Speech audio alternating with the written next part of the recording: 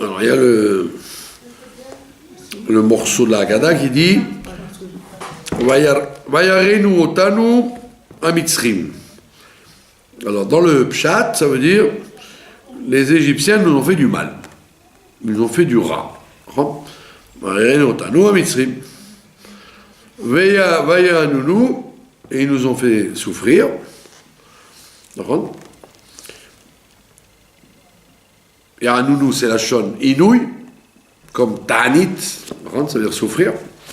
Vayitnu aleinu avodakasha, ils nous ont mis sur nous du travail difficile. D'accord? Maintenant, il y a un commentateur très connu qui s'appelle le Shla Kadosh. Le Shnei Luchot Abrit, il dit Vayarenu otanu, ça veut pas dire qu'ils nous ont fait souffrir. Ça veut dire Vayarenu, ils nous ont rendu rats. Ils nous ont rendu méchants. Alors, il dit voilà, il dit la galoute, c'est ça le propre de la galoute, ça rend les bénis Israël méchants. Comme ils sont dans l'étroitesse de la parnassa, de l'antisémitisme, du manque de confort, etc. Ils sont mis dans des positions où ils deviennent méchants. Donc on voit que c'est une idée psychologique moderne, que c'est la société qui rend les gens aimables ou désagréables. C'est pour ça que, a priori, quand quelqu'un il est en période de fête, donc il ne travaille pas, il se repose, il a ce qu'il faut dans le frigidaire, et personne ne l'embête. Alors à ce moment-là, il est censé être simcha, de bonne humeur. S'il est de mauvaise humeur, c'est qu'il est encore en train de penser à ses problèmes de la semaine. Donc c'est tout un limoud srout qui fait le shlal, pour dire que, bien que tu aies le libre arbitre, et donc, comme tu as le libre arbitre, tu devrais dans tous les cas de figure que Dieu t'impose, être toujours de bonne humeur et toujours prendre les choses du bon côté. Et il dit non, malheureusement, c'est pas comme ça. Les mitzrim, c'est-à-dire les trois tesses de la vie, elles rendent les gens méchants. Ce qu'on appelle en hébreu moderne la metsuka. Le fait d'être dans une metsuka. Les gens qui ont des problèmes avec leurs femmes, avec leurs enfants, avec la parnassa, avec rien qui ne va, ou ce qu'ils voudraient qu'il y ait, il ne va pas. Ça ne manque pas, les raisons. Donc d'après le Shla, c'est la galoute qui rend les gens mauvais, et pas qu'ils sont méchants, normalement. Et il dit, Vayanunu. Alors ça, on l'a expliqué plusieurs fois. Qu'est-ce que c'est un inouï, une souffrance? Alors on te dit, une souffrance, ça va de la souffrance la plus bête qui soit, c'est-à-dire de casser un bouton quand on met une chemise, de casser le bouton quand vous allez mettre la chemise, aïe, qu'est-ce que j'ai fait au bon Dieu pour que ça m'arrive? Et le inouï le plus fort, c'est la torture, c'est la Shoah, c'est le four crématoire, le bûcher de l'Inquisition, etc. Donc le mot inouï ne veut pas expliquer quelque chose de précis, c'est très très large. La preuve, on dit à Kippour, il y a cinq inouïs. On se fait souffrir par 5 choses. C'est pas des supplices. Pas manger, pas boire, pas se laver, ça va. Mais on appelle ça inouïm.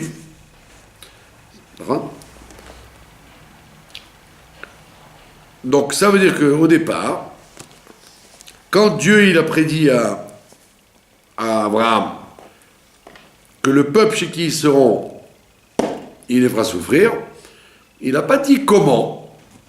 Ça pouvait être très très large. Il y a un éventail de 180 degrés. Depuis la souffrance élémentaire de casser un bouton, ou que le café n'était pas assez chaud, c'est un inouï. Vous avez l'habitude de boire un bon café chaud, puis quand vous le buvez, il est tiède. Ah, c'est inouï. Ça a une valeur mystique de souffrance. Et ça peut aller jusqu'au bûcher ou aux gens qu'on torture à mort.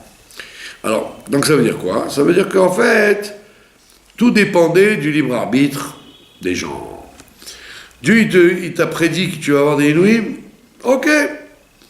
Eh bien, si tu es méritant, c'est le café qui ne sera pas chaud, c'est tout. Hein, comme ça arrêtera tes souffrances de ta journée. Voilà. Tu as souffert pour la journée. Inouï élémentaire, le café n'était pas assez chaud. Maintenant, si tu fais le zouave, en faisant des interdictions et des bêtises et du lachonara et toutes sortes de avérotes, et tu fais pas les mitzvot comme il faut, etc., alors à ce moment-là, les inouïs peuvent être beaucoup plus forts. Mais tout dépend de toi, en fait. Et c'est pas comme les gens le croient, c'est une xéra min hashamayim. Non, la xéra, c'est qu'il est inouï. Mais de la quantité, l'intensité, la gravité et la durée, ça, c'est toi qui le décides. Comme je répète 1 milliard de fois aux gens, la plupart des lettres que le rabbi il écrit dans les Grottes Kodesh, c'est pas des lettres publiques. Quand c'est public, il dit à l'avance, le Chol Bnei Israël, il dit pour tout le monde, pour la fête de Pessah, pour la fête de Rosh Hashanah, il dit quand c'est pour tout le monde. Si c'est pas pour tout le monde, c'est pour une personne à qui il a écrit. Et ça ne répond en rien à moi. S'il me dit pour faire ça et ça et ça, c'est pas à moi qui parle, c'est à la personne qui l'a écrit. Mais il y a des éléments des fois dans les lettres qui sont pour tout le monde. Et un d'entre eux, c'est celui-là, et c'est qu'il dit ça, c'est très intéressant, il parle à quelqu'un, il lui dit, vous savez très bien que 90% des problèmes que les gens ils ont, c'est eux qui se les font. 90%, il dit. Tishim achuz. Comme ça, il y a un chiffre exact. 90% des problèmes que les gens ils ont, c'est eux qui se les sont faits. Qui se les sont provoqués. Donc ça veut dire qu'il y a donc 10% uniquement que Dieu a décidé et vous pouvez pas contourner. Donc c'est matière à réflexion. Bon. Ce que je dis aux gens, mais au téléphone ou ici ou peu importe, mais les gens n'ont pas l'air de comprendre. Ils continuent leur même truc. Après ils disent qu'est-ce que je peux faire hein? Qu'est-ce que tu peux faire? Comme on dit en hébreu, l'adresse était sur le mur. C'est pas shoot.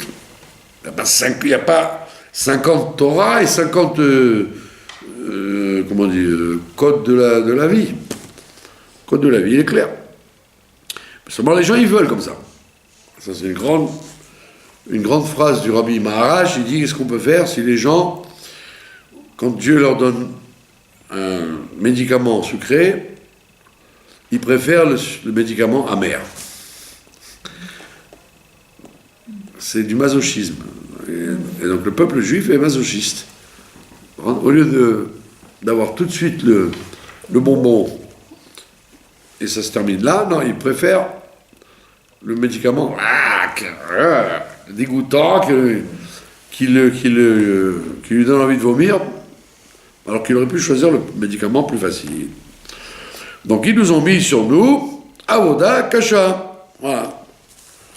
Donc dans la vie, tu peux avoir une Avoda Kasha de la Torah, étudier la Torah, se fatiguer sur la Torah, prier comme il faut, donner de la tzedaka plus que tu n'as envie, être aimable avec quelqu'un même s'il n'est pas aimable. C'est une Avoda Kasha de la Torah. Ça, c'est ce que la Torah te dit de faire. Avoda Kasha. Maintenant, tu ne veux pas faire Avoda Kasha de la Torah, c'est les Égyptiens qui vont te faire une Avoda Kasha que tu n'auras pas envie du tout de faire. C'est-à-dire, vraiment, Avoda Kasha, c'est-à-dire que tout ce que tu fais tourne mal. Quand tu vas dans un magasin, il y a la queue. Tu voulais le produit pour Pessah, il n'y a pas celui-là. D'accord? Tu dis un mot, on te répond de travers. D'accord?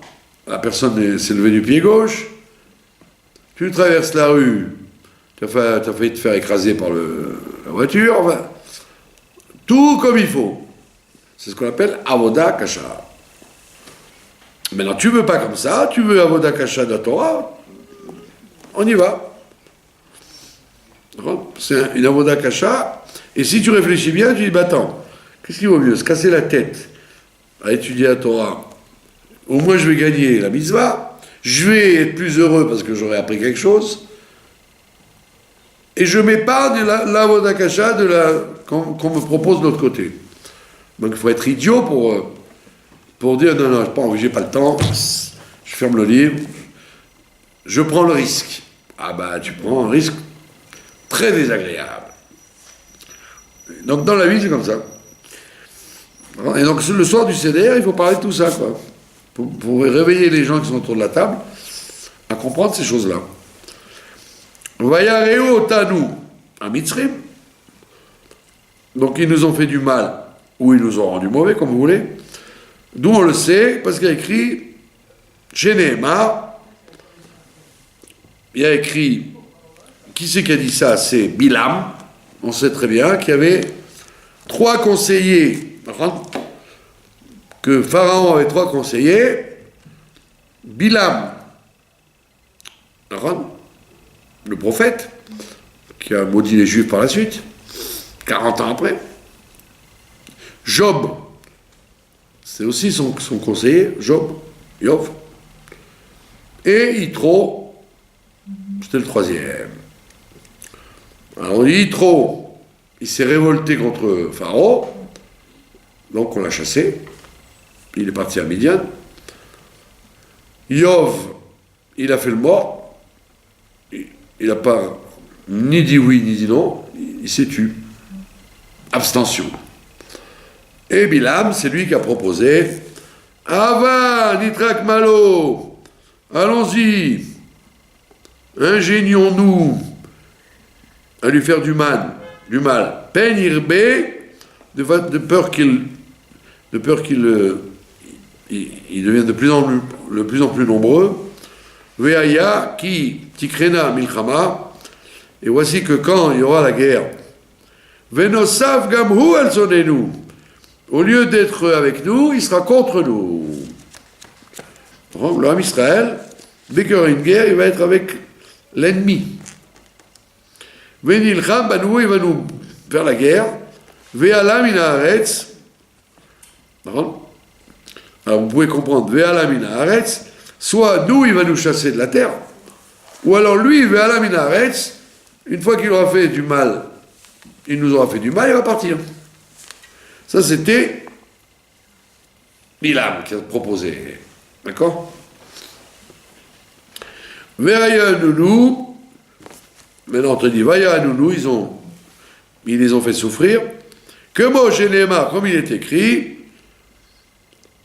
dans le verset, dans Shemot, Vaya Simu Alav, les Égyptiens leur ont mis dessus, Saré Missim, des ministres des impôts. Donc, comme on a dit l'autre fois, le inouï qu'ils avaient au départ, c'est qu'ils ont commencé à payer des impôts. Avant, ils ne payaient rien. Ils étaient très riches et exonérés d'impôts. Ils avaient un statut particulier en Égypte. Mais comme ils ont commencé à faire les ouaves, le premier inouï qu'ils ont eu, c'était qu'ils ont été obligés de payer des impôts. Donc c'était pas à la fin du monde. On voit bien que partout où les gens habitent, ils payent des impôts. D'accord? Donc ils leur ont mis des ministres des impôts, les Ma'an Anoto pour les faire souffrir, Besivlotam avec des souffrances. Sivlotam, ça vient du mot lisbol, savlanout, c'est-à-dire faire souffrir quelqu'un. Vaïven, Aré, Miskenot, le pharaon, et après, il lui a fait construire des villes miskenot, des villes de rangement, des villes d'entrepôt pour Pharaon, et Pitom, et Ramsès. Vaïtnu alenu avodakasha, ils nous ont mis dessus un travail dur, comme il est écrit, Vaya vidu Mitzrayim, les Égyptiens les ont fait travailler, et Ben Israël befarech avec des travaux forcés. D'accord? Vous voyez que d'ailleurs dans la Shoah, quand la Shoah, avant qu'elle commence, le maximum qu'ils croyaient qu'il y aurait, c'était des travaux forcés. Ils étaient envoyés travailler dans des endroits pour casser la pierre ou dans les mines ou dans les chemins de fer, etc. Et ils ont dit, bon, c'est le maximum qu'il puisse y avoir. Et comme apparemment ils n'ont pas fait de tchouva, ben ça s'est aggravé de jour en jour. Yemareru et Trayem, ils ont rendu leur vie amère. Ba'avoda kasha, Bechomer avec l'argile, ou bilvenim et des pierres, et des tuiles, ou Bechol avoda basadeh, et tous les travaux des champs, et kol avodata masher avdu baem befarer, tous les travaux, des travaux forcés que les gens ils ont. Bon, en fait, c'est la vie, elle est comme ça dans la galoute. Pendant la galoute, c'est comme ça. Tu veux pas prendre sur toi le joug de la Torah, etc., bah, on te fait prendre des travaux, on te met des travaux forcés. D'accord? C'est d'ailleurs pour ça qu'à Pessah, les commentateurs, ils disent, vous voyez, pourquoi les gens, avant Pessah, ils travaillent dur, les gens. Même s'ils sont pas des manuels, même s'ils sont en général des riches, etc., quand ils sont religieux, bah, ils nettoient la maison, quoi. Les hommes, les femmes, les enfants, ils font des travaux forcés. Ils se croient obligés de faire des travaux forcés. Ils nettoient ils font un peu de bricolage, un peu ils montent sur l'échelle, ils lavent les carreaux. Quoi? Vous connaissez pas tout le monde qui lave les carreaux? Tout à fait, des hommes. Pardon? Je ne crois pas beaucoup des hommes. Ah, il y a des hommes qui font des travaux, vous imaginez pas, ils vous mettent la maison sans dessus-dessous. D'accord? Donc les gens aiment ça. Et c'est un tikkun. Par contre, c'est un tikkun pour que on dise au bon Dieu, tu vois, on est capable de prendre des travaux forcés sur nous, alors ne nous le mets pas toute l'année, rien qu'avant Pessah. Befarer. Et après, qu'est-ce qui s'est passé? Vanitzak el Hashem. Ils ont hurlé à Dieu, Eloke avotenu, le Dieu de nos pères. Vaishma Hashem et koledu, et Dieu il a entendu notre voix. Ça veut dire quoi? Ça veut dire que dans la Teshuvah, il y a des cas, il y a des occasions où les gens ne sont même pas capables de faire tchouva. Ils ne savent même pas ce qu'il faut faire. La seule chose qu'ils sachent faire, c'est crier. Crier. Alors, ça veut dire à quoi ça sert de crier? Alors, on te répond, quand on a mal, on crie.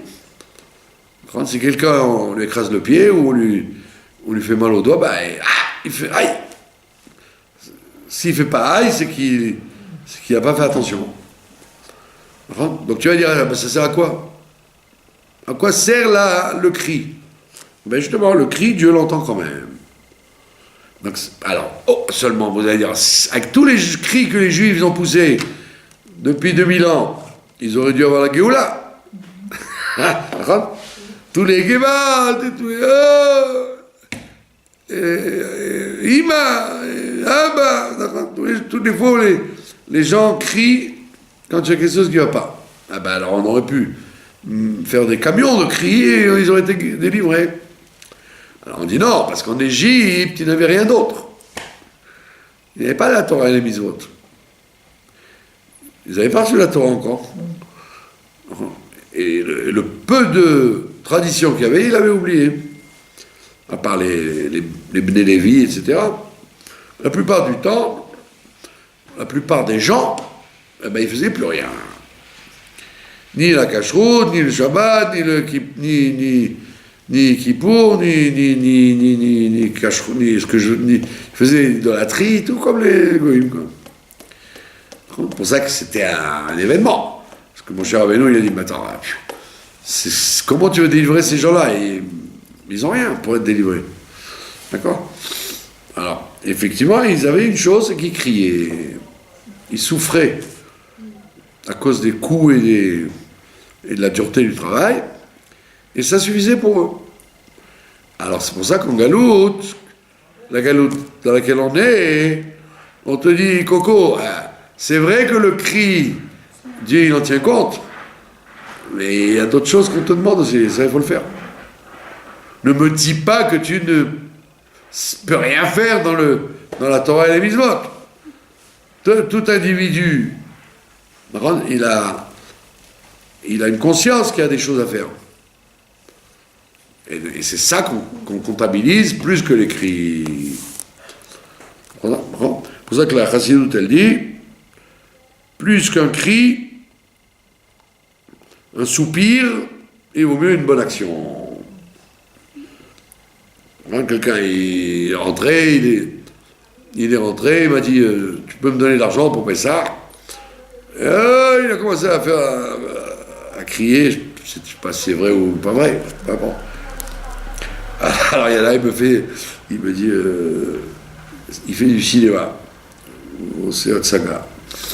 Alors lui, il fait du cinéma, il fait du cinéma, peut-être que c'est vrai, qu'il a besoin d'argent pour faire ça. Et effectivement, je lui ai donné de l'argent et il était comme un fou. Ça veut dire que c'était pas tout à fait de la blague. D'accord? Alors l'autre il m'a dit, oui mais s'il n'avait pas crié, tu n'aurais pas donné. Ben je lui ai dit, s'il m'avait demandé, j'aurais posé des questions. C'est l'argent du public. Il m'a pas demandé, mais il a crié. Alors c'est tout. Il mérite. Qu'est-ce qu'on va faire de plus? Donc ça veut dire quoi? Que si quelqu'un il crie, ne dis pas pourquoi tu cries, dis prends de l'argent ou prends un médicament ou bien je vais te donner je vais te dépanner dans ce dont tu as besoin. Voilà la meilleure façon de réparer les cris, comme il dit le Baal Shem Tov.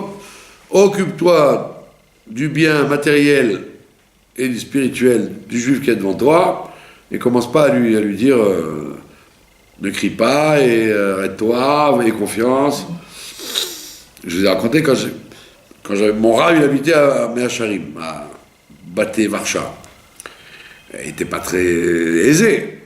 Il était Rosh Yeshiva dans un truc, il vivait juste quoi.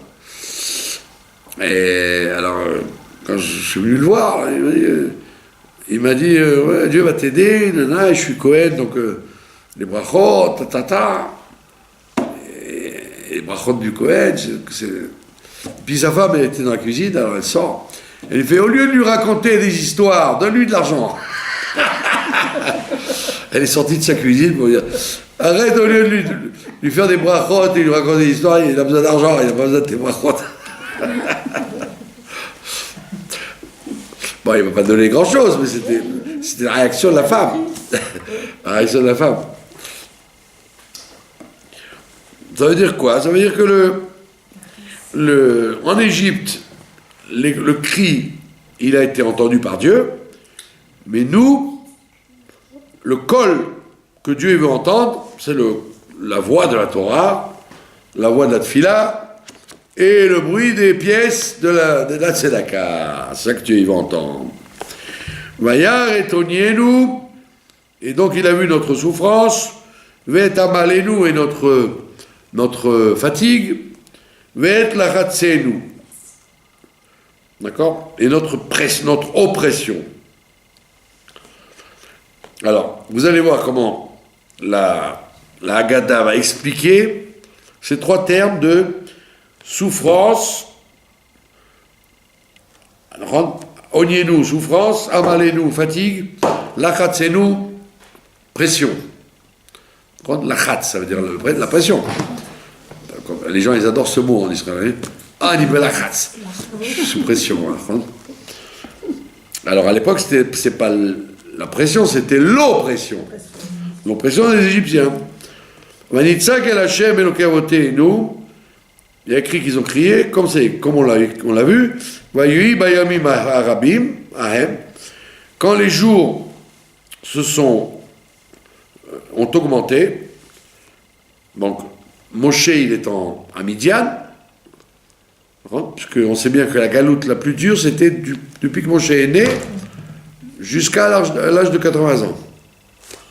Donc au milieu, pendant qu'il est à Midian, donc on est à 40 ans, il y a écrit Vayamot Melech Mitzrayim, que le roi d'Égypte est mort. Pharaon est mort. D'accord? Vayanchou Bnei Israël, et les Bnei Israël, ils ont soupiré. Vayanchou, ça veut dire, comme on dit dans la tfila, Yagon Vanacha, soupirer. Ils ont soupiré, Mina Avoda, à cause du travail. Alors, comme il dit le Midrash, il dit quoi? Si le pharaon il est mort, ils auraient dû chanter. Ils auraient dû être contents. Il dit non. Il est mort, ça veut dire qu'il est devenu lépreux. Et comme il était lépreux, pour se soigner, il égorgeait des enfants. Et il se faisait des bains de sang pour guérir. Alors voilà pourquoi ils ont crié quand il est devenu lépreux. Parce que s'il avait été vraiment mort pour de bon, ils auraient fait la fête. Ils ont dit, oh, ouf, celui-là il est parti, peu importe ce qui va le remplacer, mais au moins il est parti. Donc on voit, s'ils ont soupiré, c'est que c'était pire. Et pourquoi c'était pire? Parce qu'il n'est pas mort. Il a au contraire tué des enfants. D'accord? Waïzakou, ils ont hurlé, Batal, Shavatam, Ela Elohim, et leur cri est monté jusqu'à Dieu, Minavoda, à cause du travail qu'ils avaient. D'accord? Alors, Vaishma Hashem et Kolenu, et Dieu a entendu leur voix. Comment j'ai les mains, Vaishma Elohim et Nakatam, Vaiskor Elohim et Brito, et à ce moment-là, Dieu s'est souvenu de son alliance, l'alliance qu'il avait faite avec Abraham, et Yitzhak et Jacob. Donc ça veut dire quoi? Que le bon Dieu, il a une mémoire lente. Parce que quand on dit il s'est souvenu, il a fallu encore 40 ans du temps où le pharaon a augmenté la dose, jusqu'à ce que Moshe ait l'obligation de faire la Géoula. Pas qu'il n'y avait pas de Géoula, il était en stand-by. Vous avez compris?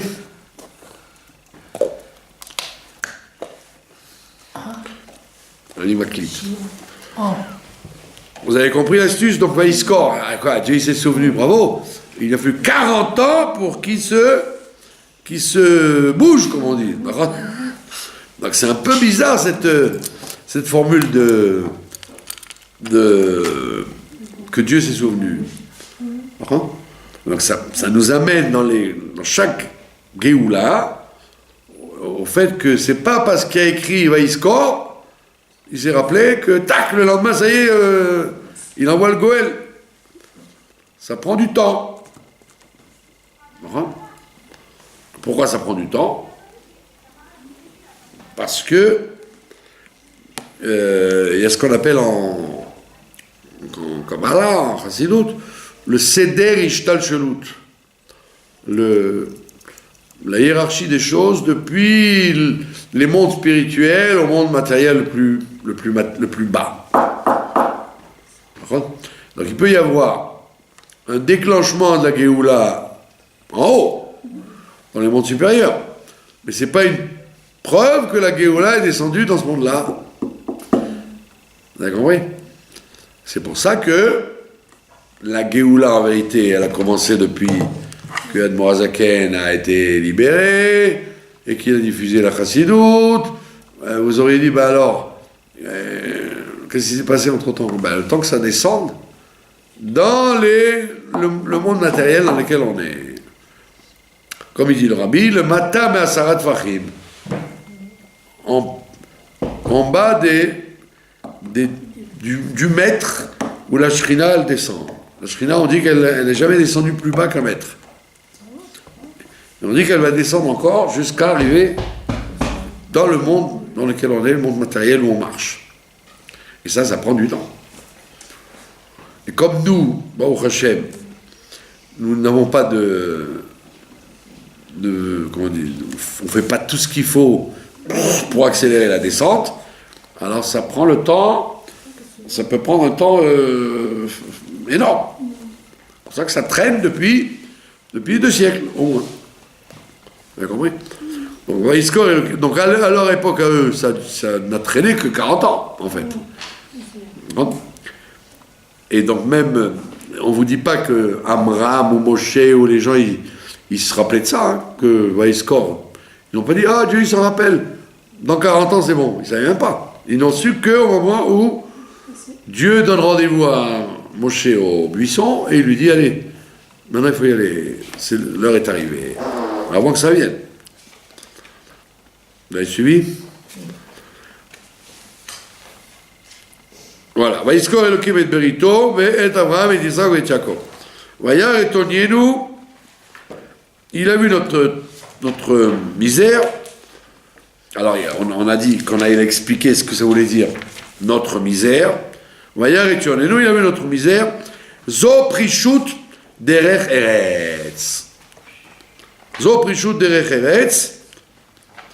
Ça veut dire qu'ils n'avaient plus de rapport avec leur femme. Ils ne voulaient plus avoir d'enfants, ils étaient fatigués du travail tous les jours, ils rentraient le soir épuisés. Maya, Prijou Deretz, et c'est pour ça qu'il y a un S qu'on raconte dans Shirachirim, que les femmes, justement, grâce au mérite des femmes qu'on est sortis d'Égypte, c'est que les femmes, elles utilisaient les miroirs, etc., pour se faire belles, pour dire, mais il ne faut pas désespérer, il faut avoir des enfants, c'est avec ça qu'on va sortir d'Égypte, on ne va pas rester en Égypte plus longtemps, etc. Donc on voit que la souffrance, c'était les gens qui prenaient sur la tête les coups, et la réparation de ça, c'est le mérite des femmes. C'est pour ça que le rabbi a beaucoup insisté pour éviter justement ce qu'ils appelaient à l'époque le planning familial. Vous vous rappelez? Le planning familial qui a Dieu préserve, tué des milliers et des milliers d'enfants qui devaient naître. Il y avait une histoire, enfin c'est pas une histoire, c'est plus qu'une histoire. Le Rav Bentov, il était à Paris plusieurs fois, et vous voyez d'ailleurs aujourd'hui que il disait à beaucoup de femmes qui se plaignaient de ne pas pouvoir avoir d'enfants, ou qui avaient des enfants un peu détraqués, il leur disait, vous avez pris la pilule, madame, des années. Elle avait peur, elle disait, comment il sait? Et alors il a dit, vous savez, le bon Dieu, il vous donne l'opportunité d'avoir des enfants. Toi, tu dis non, je veux décider moi quand. Alors Dieu, il dit, ok, tu vas décider. Le jour où tu décideras, je t'enverrai soit un cinglé, soit tu vas avoir des problèmes avec. Et des tas de fois, ça s'est passé. Et c'est effectivement ça, la problématique du planning familial. C'est que les gens, ils croient que tu fais ce que tu veux. Mais non, tu fais pas ce que tu veux, tu fais ce qui est bien. Mais tu vas dire c'est très dur. Surtout en Israël, il n'y a pas d'allocation familiale, etc. C'est dur d'avoir beaucoup d'enfants. C'est dur surtout que plus tu as des enfants, et plus tu as un risque qui tombe mal. Si tu en as un ou deux, je vais bien les élever. Mais si j'en ai 7 ou 8, et j'aurai pas de parnassa, donc ils vont mal tourner, etc., etc., etc. Et donc on voit que les Juifs en Égypte, elles n'ont pas fait ce calcul. Et elles n'ont pas fait ce calcul, et bien que il y a eu 4/5 qui sont restés, qui ont voulu rester. Il y a 4/5 qui ont voulu rester, mais ça, c'est pas ton problème. Toi, tu n'as pas la mitzvah de te mêler de ce que tes enfants vont devenir. Toi, tu dois mettre au monde des neshamot, Et ce que ces Neshamot vont devenir, c'est pas ton histoire. Donc, voyez, on appelle ça donc Prishut Derech Eretz. Donc les hommes voulaient faire un planning familial. Ils se disaient à quoi bon, comme en Occident aujourd'hui. En Occident, les Occidentaux ne veulent pas d'enfants parce qu'ils ont peur, avec le chômage, avec que va-t-on devenir, donc il vaut mieux pas avoir d'enfants. Vous voyez, c'est le même calcul que les Occidentaux ils ont. Et on te dit non, c'est pas un calcul du tout. Et donc, Baruch Hashem, dans notre histoire de l'Égypte, c'est les femmes qui ont fait la guerre pour que ça n'ait pas lieu. Et dans cette galoute-là, le rabbi, il a fait la même chose. Il a fait la guerre depuis après la guerre, justement, où les Juifs, au lieu de dire on va venger tous les gens qui sont partis à la Shoah, donc il faut augmenter la natalité. Il y en a beaucoup qui ont dit non, il faut le planning. C'est très embêtant le planning familial. Et je connais une dame, bon, elle n'est pas jeune. Elle a dit effectivement qu'elle a fait un planning familial toute sa vie, quoi. Elle n'était pas religieuse à l'époque. Mais elle a dit maintenant je me mords les doigts parce qu'elle a 2 enfants, en fait, elle n'a eu que 2 enfants, qui ne sont pas une réussite. Ils ne sont pas une réussite ni au niveau du kavod des parents, ni au niveau de la vie, quoi. Alors quand je lui ai expliqué ça en passant, pas à elle, elle a dit waouh, c'est incroyable comme c'est vrai, ça l'interpelle, quoi. Vous avez compris? Bon, mais d'un autre côté, c'est une épreuve. Avoir beaucoup d'enfants, c'est une épreuve pour le couple, pour la parnassa, c'est pas évident. Voilà, donc on voit que l'histoire se reproduit, puisque une chose qu'il n'y avait pas avant la guerre, chez les Juifs, il n'y avait pas ce principe de planning familial avant la guerre. Ça n'existait pas, la pilule, c'était un truc hyper rare, hein, ou l'avortement, etc., ça n'existait pas chez les Juifs. Même les Juifs pas religieux, c'est pas dans leurs critères de... Donc on voit que la galoute, elle s'est aggravée après la guerre. D'accord? Chez les mains, Vaya Elohim et Bnei Israël, Vayeda Elohim, il y a écrit Dieu il a vu, et Dieu il a su. C'est-à-dire il a pris conscience dans quel état ils étaient. Mais Tamalenu, on a dit les souffrances, et Tamalenu et la fatigue. Il dit c'est quoi la fatigue? Quelle fatigue ils avaient? On a dit, ils ont travaillé comme dur. Alors tu me l'as dit déjà. Tu m'as dit le travail. Mais maintenant que tu m'y Amalenu, c'est quoi la fatigue?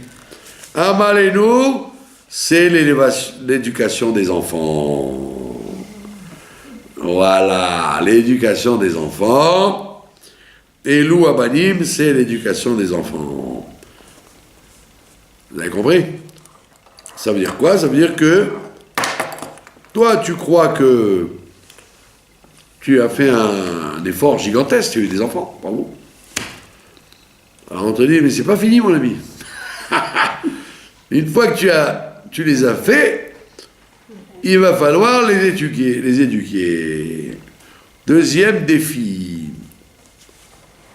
D'accord? C'est pour ça qu'il y en a qui disent, pas d'enfants, pas de problème. Ah, c'est un faux calcul, parce que quand tu vieilliras, tu seras bien content d'avoir des enfants et des petits-enfants autour de toi, que de terminer seul. Donc on te dit, c'est la deuxième épreuve qu'il y avait en Égypte, l'éducation des enfants.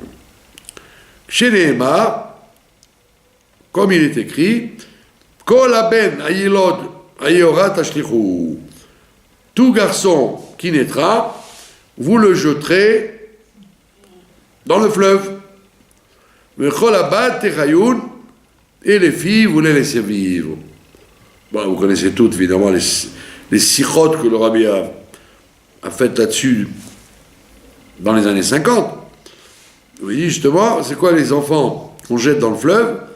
C'est les enfants qu'on n'a pas envie d'éduquer dans le système religieux, mais qu'on envoie dans le système laïque, pour qu'ils aient une parnassa, qu'ils aient une métier. Après la guerre, c'était évident qu'un enfant, on voulait qu'il devienne avocat, médecin, qu'il soit intégré dans la société, qu'il devienne riche, etc., que de lui apprendre la Torah. Et donc c'était ça le risque. Ce que voulait le Pharaon, c'est de jeter les gens dans le système économique. Et il dit, et les filles, vous les laissez vivre. Ça veut dire que vous allez tranquillement les amener au mariage mixte. Comme ça, vous aurez des gens goy. Et comme ça, vos petits-enfants, ils n'auront pas de problème. Ils s'appelleront Dupont, Durand et Ron. Voilà. Donc on voit bien que cette histoire-là n'a pas été que en Égypte. Elle a été dans toutes les galouillottes et la nôtre aussi. Et surtout dans la fin de la galoute. Ben oui. C'est incroyable comme c'est actuel. Alors maintenant, le Rabbi Baruch Hashem et ses amis ont renversé la tendance. Aujourd'hui, on voit que ça a beaucoup changé, la tendance, partout. Beaucoup d'endroits dans le monde, on estime au moins qu'il faille envoyer ses enfants au Talmud Torah quelques jours par semaine, prendre des cours, même s'ils sont dans les universités, etc., etc. Mais avant, c'était pas comme ça du tout. Moi, je bénis mes parents et mon Dieu d'avoir été au Talmud Torah de la rue de la Victoire. Parce que les gens disent, mais c'était rien, qu'est-ce qu'on apprenait? Ben, comment on apprenait tout. Donc, il n'y avait pas la Gemara profonde comme il y avait dans les écoles juives ou les yeshivot. Mais en France, qu'est-ce qu'il y avait comme école juive et comme yeshivot? Ouais. Donc c'était déjà formidable. C'est pour ça que le Rabbi dit, il y a le degré le plus haut, c'est Altarat HaKodesh, d'éduquer les enfants Altarat HaKodesh, c'est-à-dire dans les Talmud Torah, avec des Morim Yirei Shamayim, ça c'est le niveau le plus haut. Mais au moins, dans les écoles où les enfants ils vont de temps en temps, ça sauve. Comme à Bordeaux, il y avait pas de judaïsme, c'était très... Il y avait le mouvement du Bnei Akiva. Et le mouvement du Bnei Akiva, ben, il a ramené plein de gens. Au moins quelque chose à prendre. Israël, le Shabbat, la Kashrut, des trucs de base. Et ça a sauvé des centaines et des centaines de gens. Donc c'est pour ça qu'il ne faut pas dire ah non, c'est où le Talmud Torah ou rien du tout. Ah non, même un tout petit peu, c'est magnifique. Voilà. Donc on te dit, c'était ça la deuxième souffrance, c'était l'éducation des enfants. Alors évidemment, nous aujourd'hui, on est le post-problème, c'est que maintenant, tous les gens qui sont battus pour rentrer leurs enfants dans les écoles juives et les yeshivot, etc., maintenant il y a le retour de la manivelle, c'est qu'on arrive à un post-problème, que c'est le contraire là, qui se produit. C'est que tous ces gens-là, ils disent, attends, mais tu m'as rentré dans un système où je n'ai pas de parnassa, je ne sais pas... c'est le problème. On aurait dit, bah attends, mais si tu leur avais appris les maths, et l'anglais, et la technologie, peut-être ils ne seraient pas des gens sans parnassa. Donc il y a le problème à l'envers maintenant. Les gens, ils remettent en cause ce système. Alors, c'est pour ça qu'en vérité, on te dit qu'il faut être équilibré. Tu dois, un certain temps, quand l'enfant il est pur et neuf, ne lui faire que du Kodesh, et puis après, voir d'après ses compétences. Moi, je connais des gens qui ont fait des yeshivot toute leur vie. Après, ils ont eu envie de parnassa. Eh ben, ils ont eu tout de suite dans des stages, ils ont eu des stages où ils ont rattrapé ce que nous on a fait dans les écoles jusqu'au bac et la fac. très vite, parce qu'ils sont doués. Moi, il y avait un professeur pas religieux, il a dit, il donne des cours à des anciens d'école libre, dans les chivotes, il a dit, mais ils comprennent 10 fois plus vite que les gens de Tel Aviv. Pourquoi? Parce qu'ils ont eu l'habitude de la Gemara et de la vivacité du raisonnement. Alors celui qui est doué, ben, il rattrape. Celui qui n'est pas doué, que tu le mets dans le Kodesh ou dans le Chol, il sera toujours un médiocre.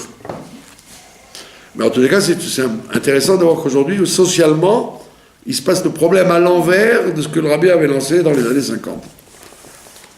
Et donc il faut gérer cette situation-là, que le monde orthodoxe, il commence à se dire, attends, mais qu'est-ce qui se passe avec la technologie, avec la parnassa, etc.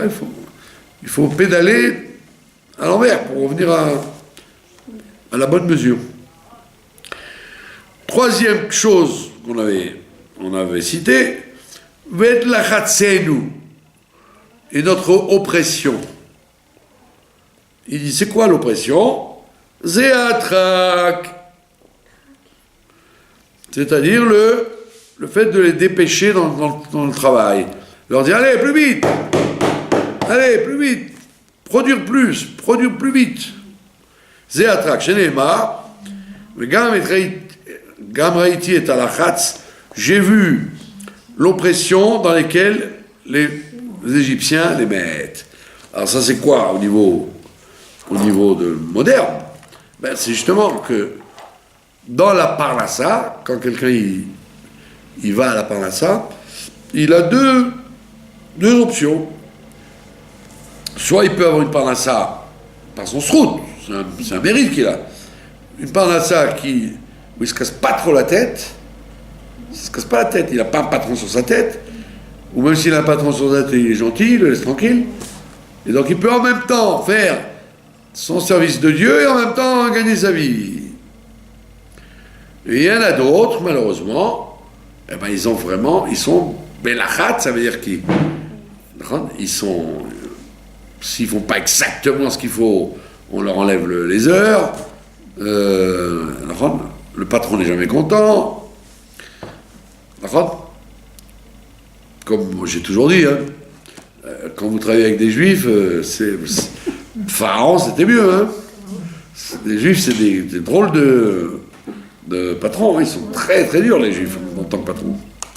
C'est pour ça qu'en Israël, la parnassa elle n'est pas évidente parce que justement ça tourne avec des gens qui sont bon, Bekitsour, c'est ce qu'on appelle le lachatz, c'est que tu dois prier et faire un effort pour que tu aies le mérite d'avoir une parnassa sans avoir de pression dessus. Évidemment, il y a des gens qui aiment ça. Il y a des gens, ils ont horreur d'avoir un travail tranquille. Ils veulent un travail... mais c'est une maladie, parce que c'est pas intelligent. Tu dois souhaiter de gagner le maximum en faisant le minimum d'efforts. Comme les fonctionnaires. Voilà, donc on voit bien que tous les cas de figure psychologiques de la société moderne existaient déjà en Égypte. Et maintenant, qu'est-ce que c'est la suite? Tout simplement, Vayotzienu Hashem Mitzrayim, et Basov, Dieu nous a sortis de là. Ça veut dire, Rabbi dit que si on ne peut pas avoir la Géoula globale du Ham Israël, on peut au moins avoir la Géoula pratique. Chacun, il doit aspirer à avoir au moins la Géoula particulière à lui. Tant qu'il n'y a pas la Géoula générale, au moins tu dois aspirer à avoir la Géoula, toi, chez toi. C'est un test. D'accord? Pour ça, il y a plein de gens, ils vous disent « Ouais, c'est quoi, le Rabbi, il a parlé de Géoula. Non seulement il n'y a pas la Géoula, mais ça devient pire. On n'a pas de parnassa, on n'a pas ci, on n'a pas ça. » D'accord? Alors, justement, il faut commencer à s'interroger en disant « Attends, mais comment ça se fait s'il n'y a pas de Géoula Klalit, que je n'ai pas moi la Géoula pratique. Comment ça se fait? Tout simplement parce que tu as un pharaon intérieur qui te fait des problèmes. Tu laisses pas trop le Moshe à l'intérieur de toi diriger la Géoula, tu laisses le pharaon, et tu aimes ça. Donc il te dit, Sachakol, sauf, Dieu nous a sortis d'Égypte. Beyat Razaka, Ubi Zroa Netouya. Alors aujourd'hui c'était le 10 Nissan, c'était la Iloula de Myriam. Myriam, elle est partie aujourd'hui. Et l'année d'après, le 10 Nissan, ils ont traversé le Jourdain. Donc c'est un très grand jour aujourd'hui. Ouais. En même temps, c'est le jour où Myriam est partie. Donc ils ont su que c'est grâce à elle qu'il y avait le puits, puisque le puits s'est arrêté. Il a fallu que Moshe remette ça. Et l'année d'après, ils ont franchi le Jourdain, ils sont entrés en Eretz Israël. Donc c'est un jour très important, le 10 Nissan. En plus du 10 Nissan, 40 ans avant, où on leur a demandé de prendre l'agneau pour la sortie d'Égypte. Donc le 10 Nissan, c'est un jour extrêmement important. Donc, on a expliqué l'autre fois, quand il y a écrit dans la Torah, Beyat Chazaka, c'est le mérite de Myriam. Donc Dieu les a fait sortir d'Égypte, Beyat Chazaka, avec une main forte, ça veut dire grâce au mérite de Myriam. Ou Vizro Anetouya et un bras étendu. Un bras étendu, ça veut dire le bras gauche. Yad Chazaka, c'est le bras droit. C'est-à-dire, ça veut dire comme le mérite de Myriam, c'est le mérite que nous soyons sortis gentiment, sans souffrir. Vous auriez pu dire, vous sortez d'Égypte, vous allez en baver. Non, on voit que la sortie d'Égypte, depuis que le début des Makot, des coups ont commencé, c'était une sortie dans le calme. Ils n'ont pas eu de souffrance. C'est les Égyptiens qui ont eu, pas nous. Ubizroa Netouya, et avec le bras étendu, c'était le côté gauche. Les rigueurs qu'on a vues, parce que ça faisait quand même peur. Quand vous voyez les sauterelles, les grenouilles, les gens ils disaient waouh, pourvu que ça nous arrive pas à nous. Donc il y avait un miracle, mais ils avaient peur. Uve Mora Gadol, avec une grande crainte, ou Beotot, avec des prodiges, Uve Moftim, et des miracles. D'accord? Vayotzienu Hashem et Misraïm, et Dieu nous a fait sortir, Lo aliede malach, pas avec un ange, Velo aliede saraf, et pas avec un séraphin, Velo aliede shaliach, et pas avec un délégué. Et là, Akadosh Baruch Hu, mais c'est Dieu lui-même. Alors évidemment, tous les commentateurs attaquent cette phrase en disant quoi? Quoi, Lo aliede shaliach? Et il dit Moshe Aaron, c'était qui alors? Il dit, pas par l'intermédiaire d'un chaliar. Et voilà, Moshe Aaron, c'était les chaliars. C'est les shluchim. Ce à quoi la chassidoute répond, eh ben non. Moshe et Aaron, c'est pas des envoyés. C'est la projection de Dieu lui-même. Ils n'ont rien de volontaire là-dedans. Ils sont que des comment on appelle ça, des transmetteurs. Comme votre main, quand elle prend un objet, je vous dis, mais vous avez volé. Non, c'est pas moi, c'est ma main. Tu te moques de qui? Toi, c'est ta main. Donc, ils sont la main de Dieu. Donc, comme ils sont la main de Dieu, il y a chas v'shalom de dire qu'il y a un décalage et qu'ils ont rajouté ou qu'ils ont enlevé ce qu'on leur a demandé de faire. Ça serait grave. Donc c'est un vrai chaliar, c'est quelqu'un qui fait exactement ce qu'on lui demande de faire. Chez Nehemar, Ve'avarti be'eretz Misraïm, c'est comme il y a écrit, j'ai traversé, je suis passé sur la terre d'Égypte, Be'el balayla azeh, cette nuit-là, Veiketi kol bechor, j'ai frappé tous les premiers-nés, Beretz Mitzrayim, mais Adam ad Behema, depuis l'homme jusqu'à la bête, ou bechol Elohim Mitzrayim, et Seshvatim, et sur tous les dieux d'Égypte, j'ai fait des jugements. Shefatim, c'est la chante Mishpat. Je leur ai fait des jugements, c'est-à-dire je leur ai réglé leur compte en bonne et due forme. Comme on l'a dit l'autre fois, tu as le droit d'exiger de Dieu la vengeance si tu as eu un dommage. Mais tu ne dois pas d'exiger qu'il la fasse pour toi, qu'il la fasse d'après lui, exact, comme il faut. Donc nous, on n'a pas demandé à Dieu, donne une grande année aux Iraniens, ou donne une grande année, non, laisse-lui donner ce qu'il doit donner au moment où il doit donner. Pareil. Ani Hashem. Vavarti Beres Misraïm, Ani Velo Malach, et j'ai traversé l'Égypte, moi et pas un ange. Alors, qu'est-ce que ça veut dire moi et pas un ange? Ça veut dire que la peine de la maca des premiers-nés, elle était faite par Dieu lui-même. C'est pas passé par un ange ou un phénomène matériel compréhensible. C'était incompréhensible au niveau scientifique que dans une même salle, vous avez celui-là il est mort, celle-là elle est morte. Pourquoi ceux-là et pas les autres? Il n'y a aucune logique dans la route. C'était juste le Bechor. C'est quelque chose qui est incompréhensible au niveau scientifique. Vous avez dit un microbe, quoi. Un microbe, il a touché. Au même moment, il a touché celui-là et pas celui-là. Comment ça? Vous avez compris? Veiketi. Donc, si vous voulez, c'est le principe de la providence divine, la plus forte qu'on pouvait avoir dans le mal. C'est ça et pas ça. À une seconde près. Veiketi kol bechor beretz Misraïm. Et comme il y a écrit, j'ai frappé chaque premier-né en Égypte. Ani velo saraf. Moi et pas un séraphin. Vechol Elokim Misraïm et Seshvatim ani velo shaliach.